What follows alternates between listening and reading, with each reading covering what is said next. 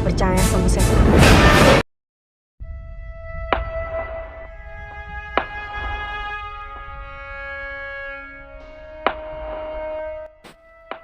Assalamualaikum guys, apa kabar nih kalian? Semoga baik-baik aja ya.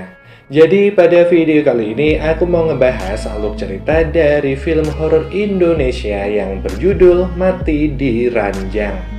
Film ini sendiri nanti bakal bercerita tentang sepasang suami istri, yang mana suami istri ini baru aja nikah.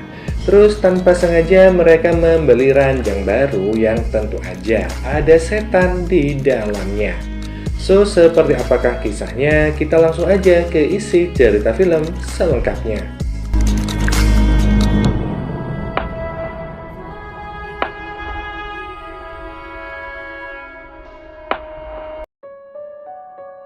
Cerita dimulai dengan diperlihatkan seorang wanita hamil bernama Kumala. Di malam itu, Kumala lagi kesakitan.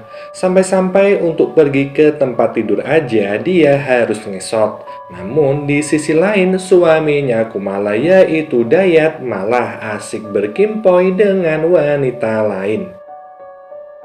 Yang lalu tepat jam 12 malam Kumala meninggal. Di pagi harinya Dayat yang baru aja datang membawa duren pesanan Kumala. Tapi betapa terkejutnya Dayat saat melihat Kumala udah gak bernyawa. Dayat yang udah panik saat itu malah ngeberesin mayat Kumala seorang diri. Dia membawa mayat itu ke gudang, sedangkan kasur yang dipakai Kumala di malam itu juga diberesin dan ditaruh di gudang. Setelah beberapa hari berlalu, datang seorang pedagang furniture bernama Lisha. Dia datang ke tempatnya Dayat untuk membeli kasur bekas. Lisha datang bersama dua karyawan dia yang bernama Umar dan Yoyo. Umar dan Yoyo terus disuruh ambil kasur yang udah disiapin sama Dayat. Tapi saat ada di dekat gudang, Yoyo mendengar sesuatu. Saat dia mendekat tanpa sebab yang jelas, gembok pintu terbuka. Yoyo pun masuk ke dalam gudang dan bermaksud mengambil kasur di sana. Tapi Yoyo ini merasa kasur itu berat banget, gak seperti kasur kebanyakan.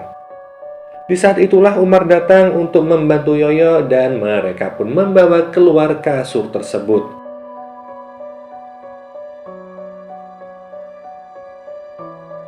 Dan gak lupa juga Lisa membayar Dayat untuk semua kasur-kasur yang mereka bawa. Tapi setelah mendapatkan bayaran ini, semua duitnya Dayat diminta sama lontai yang udah disewa tadi malam. Sedangkan di sisi lain terlihat pasangan suami istri bernama Odi dan Susan. Odi memberi kejutan sama Susan kalau dia habis beli rumah baru. Gak mau kalah sama Odi, Susan juga ngasih kejutan kalau sekarang dia lagi hamil. Selanjutnya mereka pun keliling-keliling rumah itu. Odi juga memperlihatkan kamar yang bakal ditempatin sama calon bayi mereka. Sedangkan di toko furniture Bulisha, Yoyo lagi ngajakin orang buat mampir ke toko. Tapi sayangnya gak ada satupun yang mau mampir. Beda sama Yoyo, karyawan toko yang lain yaitu Sari menggunakan cara kotor untuk nawarin barang. Dia ngerayu pelanggan dengan tubuh seksinya, dan alhasil si pelanggan membeli kasur yang Sari tawarkan. Sedangkan Umar kebetulan dapat pelanggan kecantilan, dan karena terpesona sama Umar, si pelanggan ini membeli kursi pijat. Karena nggak berhasil menarik pelanggan, Yoyo pun dimarahi habis-habisan sama Bu Lisha. Untuk strategi marketing, akhirnya Lisha menyuruh Yoyo agar memberikan bonus kasur bekas kepada pelanggan yang membeli ranjang. Yoyo pun mengambil kasur yang udah dibeli dari Dayat, dan tanpa sadar ada sosok hantu di dalam gudang itu.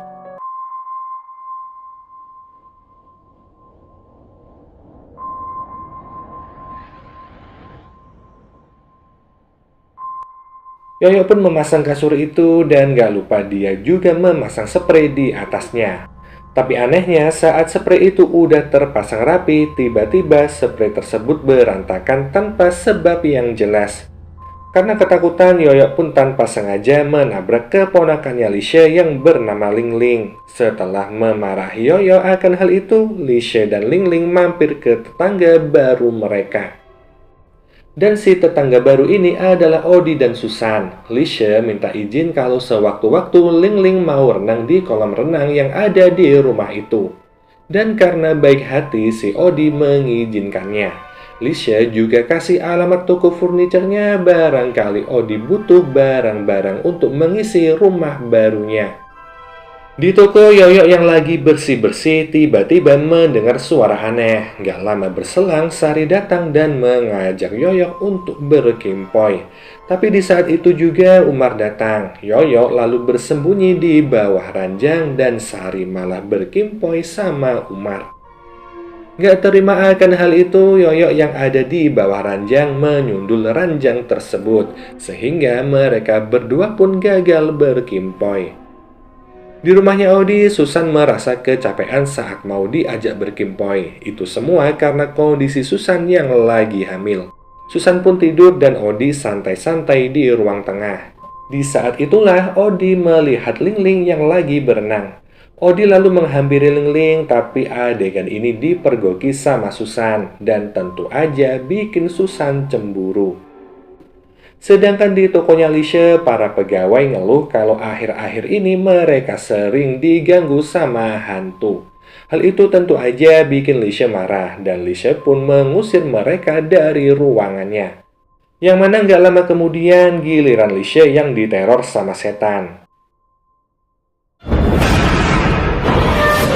Di sore harinya, Odi dan Susan mampir ke tokonya Lisha untuk membeli keranjang bayi. Di saat itu juga, Susan melihat bocil yang duduk di atas kursi goyang. Saat didekati, si bocil ini lari menuju ranjang dan lompat-lompat di atas ranjang itu. Yang mana saat Odi datang ke tempat itu, si bocil udah hilang. Susan pun seketika menjadi aneh dan dia minta dibeliin ranjang tersebut. Tanpa curiga sedikit pun, Odi menuruti permintaan Susan. Saat sampai di rumah, Susan yang bersiap-siap untuk tidur nggak sadar kalau di ranjang itu ada sosok hantu. Yang mana saat Odi juga ikutan tidur, ada hantu bocil yang juga ikut tidur di sana. Di pagi harinya, Odi pamit untuk berangkat kerja. Saat mau berangkat, Lisha dan Lingling datang. Lisha minta agar Lingling bisa nebeng. Odi pun mengizinkannya, namun kembali Susan melihat hal itu dan membuatnya cemburu. Di saat yang sama, Susan mendengar suara anak kecil, yang ternyata si bocil yang ditemuinya di toko furniture ada di belakangnya. Ia pun lari menuju kamar bayi yang udah disiapin sama Susan, dan si bocil lalu duduk di kursi goyang. Di saat yang sama, keranjang bayi bergerak dengan sendirinya, dan si bocil ini pun menghilang. Sempat kebingungan, Susan pun melihat kalau keranjang itu digerakin sama setan.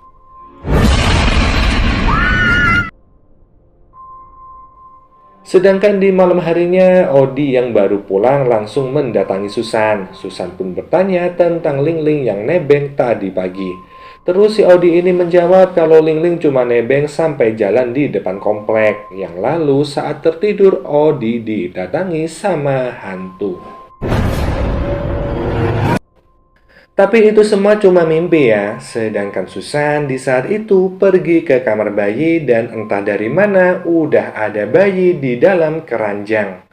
Susan pun menggendong bayi itu dan menidurkannya di kursi goyang. Odi yang datang ke kamar itu merasa aneh.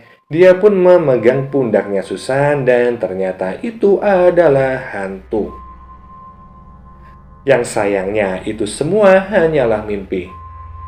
Saat terbangun, Odi mulai curiga sama ranjang baru yang mereka beli. Tapi di sini Susan meminta Odi untuk nggak mikirin hal itu. Dan Susan pun menyuruh Odi buat cepet mandi untuk segera nganterin Susan check up. Saat masuk ke toilet, setan bocil muncul dan lompat-lompat di atas kasur. Susan menyuruh bocil itu berhenti lompat-lompat, yang mana di saat yang sama Odi melihat hal itu. Yang mana Odi ini mengira kalau Susan bicara sendiri. Kenapa ya? Nggak apa-apa sayang. Saat mau berangkat, Lisha dan Lingling datang. Kali ini mereka mau ngasih sup ginseng untuk kesehatan Susan. Susan pun langsung menghabiskan sup itu dan sebelum pergi, Ling Ling ngasih gelang jimat untuk ibu hamil. Susan langsung ngebuang gelang itu saat di perjalanan. Saat ditanya sama Odi, Susan ngejawab kalau dia nggak percaya setan. Aku nggak percaya sama setan. Saat check up ke dokter, si dokter heran karena bayinya Susan terlihat gede banget. Setelah check up, Susan minta dibeliin duren sama Odi. Mereka pun mampir ke toko buah untuk membeli duren. Sesampainya di rumah, Odi menyiapkan makan untuk Susan. Tapi Susan hilang entah kemana. Setelah dicari, Susan ini malah lagi mukbang duren di bagasi mobil. Gak kuat dengan kelakuan Susan yang makin aneh, Odi pun bermaksud membuang kasur yang baru dia beli. Tapi Susan melarang Odi untuk membuangnya, dan si Odi ini menurutinya. Sedangkan di sisi lain, Ling Ling lagi berenang di saat itu, dan dia didatangi sama setan yang bermaksud menghabisinya. Namun beruntungnya Odi datang untuk menyelamatkan Ling Ling. Susan yang melihat kalau Odi kasih nafas buatan untuk Ling Ling langsung ngambek. Dia pun mengusir Odi dari kamar dan mengancam untuk bundir kalau Odi memaksa masuk. Odi pun gak punya pilihan selain tidur di sofa. Sedangkan si setan sekarang ganti ngegangguin Lisa. Saat Lisa lagi karaokean di rumah, TV yang awalnya muterin lagu karaoke berganti muterin hantu bocil. Lisa pun mendekat dan si hantu keluar dari TV itu. Ling Ling yang saat itu lagi mandi juga kembali digangguin sama hantu. Lampu kamar mandi tiba-tiba mati dan suara hantu bocil terdengar. Ling Ling yang ketakutan langsung lari ke kamar, tapi si setan malah meneror Ling Ling di sana. Beruntungnya lampu kembali menyala dan Ling Ling yang bermaksud keluar kamar bertemu dengan Lisa yang juga lagi ketakutan. Mereka berdua pun bermaksud pergi dari rumah itu, tapi sayangnya saat nyalain mobil, mesin mobilnya Lisa macet. Yang mana tanpa mereka sadari, si setan udah ikutan masuk di dalam mobil. Sadar akan hal itu, mereka berdua pun kabur ke rumahnya Odi. Mereka berdua lalu minta tolong agar Odi nganterin mereka ke hotel. Saat sampai di hotel, Lisa ngomong kalau Susan mungkin aja bakal diteror sama setan yang sama. Khawatir sama Susan, Odi pun langsung pulang. Dan bener aja saat itu Susan kayak kesurupan dan seakan sedang menggendong bayi. Odi lalu berusaha merusak kasur yang udah menjadi penyebab semua keanehan ini. Tapi nggak semudah itu karena si setan malah menyerang Odi. Odi pun kabur dari rumah sambil diikutin sama hantu tersebut. Sedangkan Susan masih ditemenin sama hantu bocil. Hantu bocil lalu mengajak Susan masuk ke kamar dan memperlihatkan masa lalu Kumala. Di saat itu juga Susan mengalami apa yang dialami Kumala di awal film tadi. Dia merasa kesakitan banget sampai-sampai harus ngesot untuk naik ke ranjang. Tapi bedanya kali ini Susan benar-benar melahirkan bayi. Setelah itu semua Susan pun pingsan dan saat sadar Susan mencoba menelpon Odi. Tapi hantu Kumala gak membiarkan hal itu. Dia merasuki Susan dan membawa Susan ke rumahnya Dayat. Di rumahnya Dayat, bondon peliharaannya Dayat mulai diteror sama setan. Sedangkan Odi pergi ke toko furniture dan dia bermaksud melabrak Yoyok karena telah menjual kasur yang dihuni sama setan. Tapi saat akan dihajar, Umar dan Sari datang. Umar lalu menenangkan Odi dan Yoyok pun kepikiran kalau Susan mungkin aja pergi ke rumahnya Dayat. Dan bener aja ya, saat itu Susan datang ke rumahnya Dayat dan mencoba merayunya. Dengan mudah Dayat kepancing rayuannya Susan dan Susan yang sebenarnya kesurupan ini menghabisi Dayat. Gak lama kemudian Odi pun datang. Odi lalu meminta hantu Kumala untuk melepaskan Susan.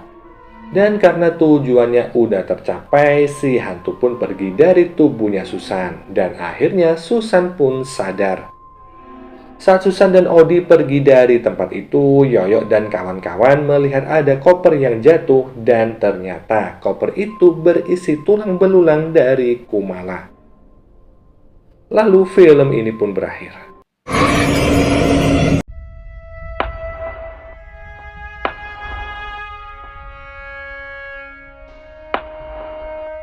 Oke guys, jadi itu tadi adalah seluruh alur cerita dari film Mati di Ranjang. Pada akhirnya, hantu Kumala berhasil membalaskan dendamnya.